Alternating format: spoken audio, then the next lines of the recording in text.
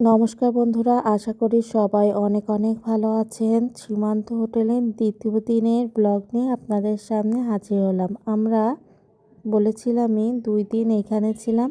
এই দিন তো আমরা সকাল সকাল খাওয়া দাওয়া করে সমুদ্রে নামবো, কিন্তু মেয়ে আগে সুইমিং পুলে নামবে। এই যে এখানে নেমে দাপাদাপি করছে, আর এখানে জলটা এত ঠান্ডা, এই জল বসেই রাতে জ্বর চলে আসে, আর এখান থেকে উঠতেই চাচ্ছে না। আর এই যে দেখেন আপনাদের দাদা ভাই সাঁতার তো জানে না, কিন্তু এখানে সাঁতরিয়ে আসছে, আমাকে বলছে দেখো আমি কত সাঁতরিয়ে চলে আসছি। আর আমার জলে নামতে এত ভয় লাগে, আর আমাকে ধরে বেঁধে নামাবে। আমার সমুদ্র দেখতে ভালো লাগে, সমুদ্রের পাড়ে বসে থাকতে ভালো লাগে, কিন্তু সমুদ্রে নামতে পা পর্যন্ত, হাঁটু পর্যন্ত ভিজাতে ভালো লাগে, তারপরে আর ভালো লাগে না। কিন্তু আপনাদের দাদা ভাই সেই বুক সমান জলে নিয়ে যায়, আর আমি তো ভয়তে চিল্লাতেই শুরু করে দিই। তারপরে আমরা রুমে যেয়ে ফ্রেশ ট্রেশ হয়ে খাওয়া দাওয়া করতে চলে এসেছি। এই রেস্টুরেন্টের খাওয়া দাওয়া নাকি খুব ভালো, এত পরিমাণ ভিড় ছিল, সেই জন্য আমরা একটু কিছুক্ষণ ওয়েট করেছি। তারপরে আমরা খাবার অর্ডার দিয়েছি, সবাই এক একজন এক এক রকম খাবার খাবে, তাই এক একজনের জন্য এক এক রকম খাবার অর্ডার দেওয়া হয়েছে। আর এই যে আমাকে একটু দেখিয়ে নিলাম আপনাদেরকে। আর এদের দুই ভাইয়ের ছবি একসাথে তোলাই যায় না, এত পরিমাণ কথা বলতে পারে আপনাদের বড় দাদা ভাই। দেখেন, একটু বললাম তোমরা দুই ভাই ছবি তুলে দিয়ে একটু চুপ থাকো, ছোটজন চুপ আছে, বড়জনের মুখ নড়ছে একভাবে।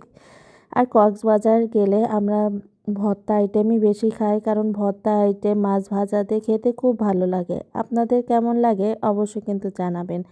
আর এই যে সীমান্ত হোটেলটা এত সুন্দর ছিল, আপনাদের সাথেও শেয়ার করলাম। আর ছেলে মেয়েগুলো তো এখানে আসলেই কেক আইসক্রিম খাবে, আর মেয়েকে দেখতে পাচ্ছেন এখন থেকেই খ্যান খ্যান শুরু করে দিয়েছে, জ্বর আসবে এমন একটা ভাব ছিল। রাতে তার 102-3 জ্বর চলে এসেছিল, মানে ওই সুইমিং পুলে নামলেই ঠান্ডা লেগে যায় আর জ্বর আসে।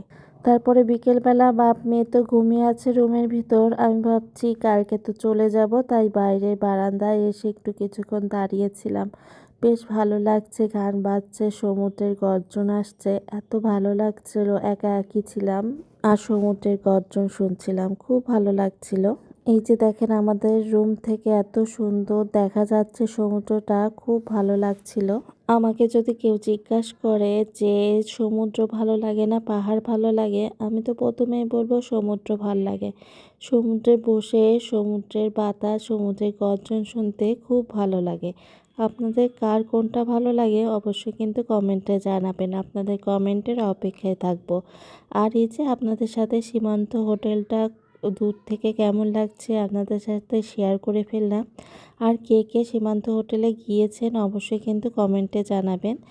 এই যে তারপরে মেয়ে উঠে পড়েছে, ব্যাগ গুছাচ্ছিলাম, আর তার এই যে এক আপু তার সাথে গল্প করছে, কারণ আমরাও সবাই একসাথে এসেছি, একসাথে বাড়ি চলে যাব, তাই তার সাথে গল্প করতে এসেছে। এদিকে তো তার জ্বর চলে আসছে, তার বাবা কোলে নিয়ে আছে। আর এই ভাইয়াটা কক্সবাজারে থাকে, ভাই হলো ডাক্তার, ডাক্তারি সূত্রে আর কি কক্সবাজারে ভাইয়ার থাকা হয়। আগেবার এসে আপুর সাথে দেখা হয়েছিল, আপুরা আর কি এখন ঢাকায় থাকে, তাই দেখা হয়নি। এই তো আজকে ব্লগটা এখানেই শেষ করছি। ভালো থাকুন, সুস্থ থাকুন, টিনা লাইফস্টাইলের সাথেই থাকুন। ধন্যবাদ। আর আপনাদের সুন্দর সুন্দর কমেন্টের অপেক্ষায় থাকবো। আমরা এখন খেতে যাচ্ছি, পরবর্তী ব্লগে পাশে থাকবেন।